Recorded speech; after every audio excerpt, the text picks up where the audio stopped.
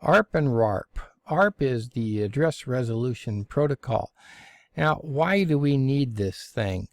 Well, if two computers on a local network want to talk to each other, remember that's at layer 2, and layer 2 deals with frames, but those frames do not have an IP address in them.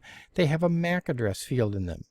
So, for example, how does, if I'm a PC and I have a packet that I want to send out to, say, google.com server, I need to send that first to my default gateway. My default gateway has an IP address on my network, but I send it, it's a local network frame, so I don't send it via layer 3, I send it via layer 2 to my default gateway.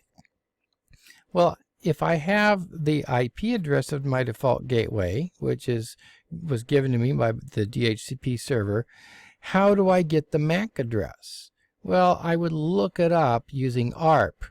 So in order for a PC to send a frame to the router, it needs that router's MAC address, and ARP provides that information. It's in a table, and the ARP-A command will show you that table. So here's a set of IP addresses, and here's a set of physical addresses or MAC addresses that they relate to.